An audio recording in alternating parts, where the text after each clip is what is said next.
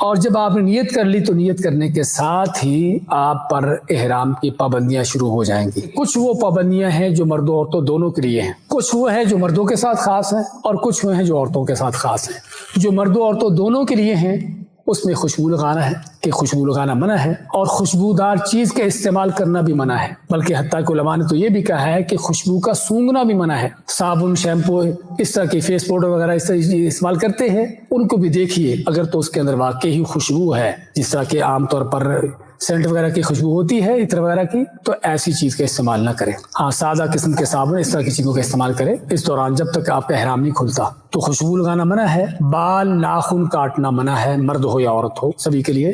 اسی طرح شکار کرنا منع ہے، ایسے تو یہ کوئی نہیں کرتا، لیکن ہمیں ان چیزوں کا علم ہونا چاہیے کہ ممکن ہے کہ رستے میں کچھ چیز آپ کو شکار کی مل جائے، پکڑو بھی اس کو، تو سمجھے نا، تو ایسی چیزیں منع ہیں۔ خشکی کا شکار ہاں سمندر کا کر سکتے ہیں۔ اسی طرح جو عورتوں مردوں کے لیے منع ہے وہ آپس کے ازدواجی تعلقات، بلکہ کسی طرح کا بھی بوس و قرار، یہ ساری چیزیں اس حال پہ منع ہے۔ اسی طرح نکاح کرنا کروانا، اللہ کے نبی صلی اللہ علیہ وسلم نے اس کی بھی اجازت نہیں دی، اور اگر نکاح اس حالت میں کوئی کر دیتا ہے تو اس کا نکاح باطل ہے۔ یہ وہ چیزیں ہیں جو مشترکہ ہیں مردوں عورتوں دونوں کی۔ کچھ وہ چیزیں ہیں کہ جو مردوں کے ساتھ خاص ہیں۔ ہمارے ہاں ایک تصور بنا ہوا ہے کہ احرام کی پابندیوں میں سے ایک کیا ہے کہ کوئی سلا ہوا کپڑا نہیں پہننا، حالانکہ کسی حدیث میں ایسی کوئی چیز نہیں ہے۔ منع کس چیز سے کیا گیا ہے کہ عام جسم پر پہننے والا کپڑا، چاہے اس میں سلائی ہو یا نہ ہو۔ ممکن ہے آج کل یعنی ٹیکنالوجی کا دور ہے، ایسی نئی نئی چیزیں آ رہی ہیں، آپ کے ہاں کوئی ایسا کپڑا آ جائے جس میں کوئی سلائی سرے سے نہ ہو لیکن جسم پر پہننے کے لیے وہ تیار ہے، تو ایسے کپڑے نہیں پہنیں گے۔ ایسا کوئی نہیں کہ سلائی نہ ہو، سلائی آپ کے بیلٹ کے اندر بھی سلائی ہو سکتی ہے، جو جوتا آپ نے پہنا اس کے اندر بھی سلائی ہو سکتی ہے۔ تو اس لیے سلائی کا جو معاملہ ہے اس میں کوئی ایسی پابندی نہیں ہے، لیکن جو عام کپڑے ہیں جس طرح کے یہ کپڑے ہیں، اس طرح کے عام کپڑے نہیں پہنیں گے احرام کی حالت میں۔ اسی طرح سفید ہونا بھی کیا ضروری ہے؟ نہیں، بہتر ہے، افضل ہے، کیونکہ اللہ کے نبی صلی اللہ علیہ وسلم کا احرام سفید تھا اور سفید کپڑا آپ نے پسند کیا ہے، تو سفید ہونا بہتر ہے، لیکن سفید نہ ہو، کسی اور رنگ کا بھی ہو تو چل جاتا ہے، مشکل نہیں۔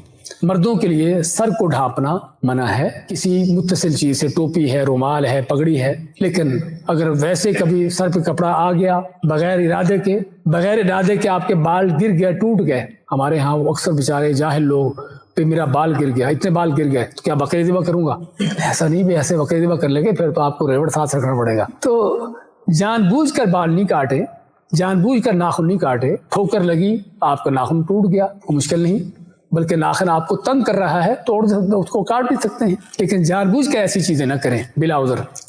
تو علی کل حال بات کر رہے تھے کہ مرد کے لیے جو خاص چیزیں ہیں وہ سر کو ڈھانپنا۔ مردوں کے لیے جوتا کیسا ہونا چاہیے؟ جوتا بند ہو، کھلا ہو، کوئی مشکل نہیں، صرف ٹخنے ڈھکے نہ ہو، ٹخنوں سے نیچے تک ہو۔ اللہ کے نبی صلی اللہ علیہ وسلم کا فرمان ہے کہ جس کو کھلا جوتا نہ ملے، آپ کے زمانے میں کیا کرتے تھے؟ موزے پہنتے تھے، چمڑے کے موزے۔ آپ میں کہ وہ بھی آدمی پہن سکتا ہے لیکن اس کو ٹخنوں کے اوپر سے کاٹ لے۔ تو کہنے کا مقصد یہ ہے، ہمارے ہاں جو کہتے ہیں کہ لازمی پاؤں اوپر سے کھلا ہو، ایسا ہو، صرف چپل ہی پہنیں گے، کوئی ایسی ضرورت نہیں ہے۔ آپ کسی طرح کے سینڈل وغیرہ، جوتے وغیرہ پہن سکتے ہیں، صرف جوتا آپ کا ٹخنوں کے نیچے ہو، ٹخنے اس میں ڈھکے نہ ہوں۔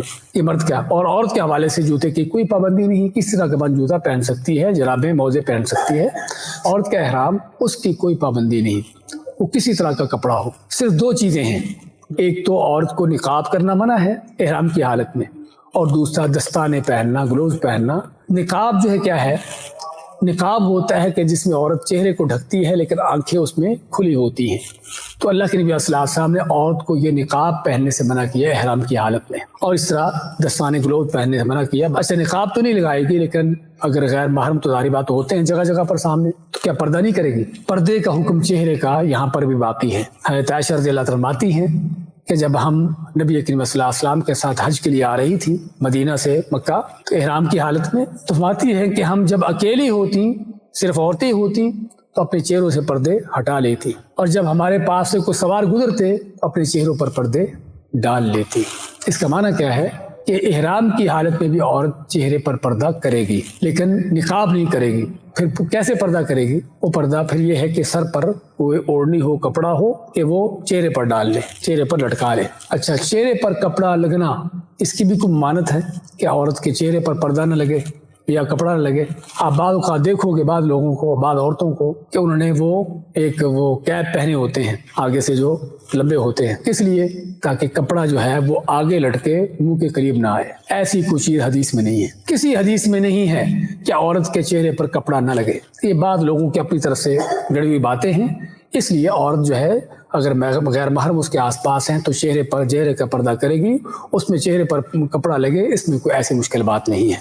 تو یہ ہے احرام کے حوالے سے. اگر احرام کی ان پابندیوں میں سے کوئی چیز آپ کو کرنے کی مجبوری پیش آ گئی تو کرنے کو کر سکتے ہیں, لیکن آپ کو فدیہ دینا ہوگا. نبی کریم صلی اللہ علیہ وسلم جب حج کے لیے آ رہے تھے تو ایک صحابی, اس کے سر میں کوئی جوئیں پیدا ہوگی اور بڑی اس کو تکلیف ہو رہی تھی, تو آپ کے پاس آیا کہ شکایت کی کہ میرا یہ معاملہ ہے. تو آپ کہ اپنے سر کے بال منڈوا دو اور 3 میں سے ایک کام کر لو, یا تو 6 مسکینوں کو کھانا کھلا دو, یا 3 دن کے روزے رکھ لو, یا ایک بکرا ذبح کر دو. یہ فدیہ جس کو کہتے ہیں, یا ہماری زبان میں اس کو جرمانہ کہہ لیجئے, فائن کہہ لیجئے, سمجھے نا, کہ اگر آپ احرام کی پابندیوں میں سے کسی چیز کی مخالفت کرتے ہیں. لیکن یہ کب ہوگا؟